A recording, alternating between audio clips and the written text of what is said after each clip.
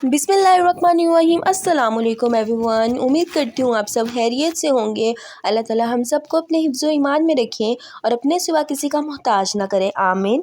तो आज इस वीडियो में हम डिस्कस करेंगे जिस सिरप के बारे में, उसका नाम है एमॉक्सिल सिरप। एमॉक्सिल फोर्ट हमारे पास जो है एक एंटीबायोटिक सिरप है जिसमें एमॉक्सिलिन जो है इसका फार्मूला नेम है। इसके अलावा ये एंटीबायोटिक हमारे पास सिरप, टैबलेट्स और कैप्सूल के फॉर्म में भी अवेलेबल है। इसको बनाने वाली कंपनी का नाम है GSK। हमारे पास ये था एमॉक्सिल सिरप का इंट्रोडक्शन। अब हम बात करते हैं इसके यूजेस की। एमॉक्सिल सिरप का इस्तेमाल बच्चों में किया जाता है और अगर टैबलेट्स की बात की जाए तो वो बड़ों में इस्तेमाल की जाती हैं।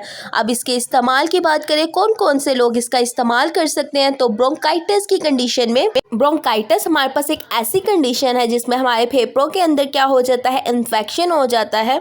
इसलिए हम एमॉक्सिल सिरप का इस्तेमाल कर सकते हैं। चेस्ट इन्फेक्शन के लिए एमॉक्सिल सिरप बहुत ज़्यादा इफेक्टिव दुआ है। इसके अलावा एमॉक्सिल सिरप का इस्तेमाल हम नमूनिया की कंडीशन में कर सकते हैं, डेंटल एब्सेस की कंडीशन में कर सकते हैं, दांतों में रेशा पड़ जाना या फिर मसूरों का फूल जाना, उस कंडीशन में भी एमॉक्सिल सिरप प्रिस्क्राइब किया जाता है।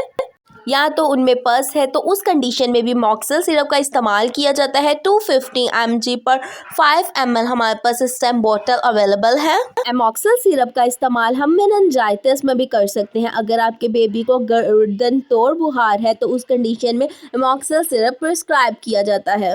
इस सिरप का इस्तेमाल हम कान के इन्फेक्शन के लिए भी कर सकते हैं। ऑर्टाइटिस मीडिया में कोई रेशा बन गया है, कोई फोड़ा है कान में, तो तब भी इस सिरप का इस्तेमाल किया जाता है। एमॉक्सिल सिरप का इस्तेमाल हम कोल्ड एंड फीवर में भी कर सकते हैं। अगर आपके बच्चे को नज़ला है, ज़ुकाम है, साथ फीवर भी है, तो इस सिरप का इस्तेमाल किया जा सकता है। इसकी बात की जाए इसके साइड इफ़ेक्ट्स की, तो इसमें हाइपर सेंसिटिविटी हो सकती है।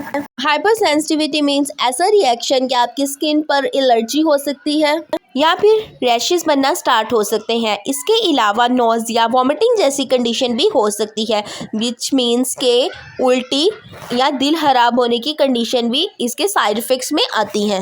इसके अलावा आपको डायरिया हो सकता है, डिजीनेस हो सकती है, एब्डोमिनल पेन हो सकती है, पेट का दर्द होना। अब हम इसके डोजेज की बात करें तो अमूमन डॉक्टर इसको 5 डेज़ या 7 डेज़ प्रिस्क्राइब करते हैं।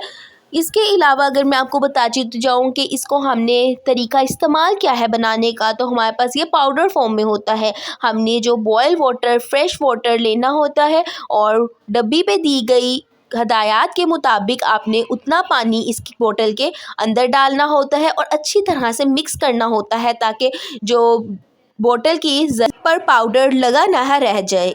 इसके अलावा जब भी आपने इस्तेमाल करना है अच्छी तरह से सिरप को शेक करना है, फिर बच्चों को देना है और हर दवाई को बच्चों की पहुंच से दूर रखना है।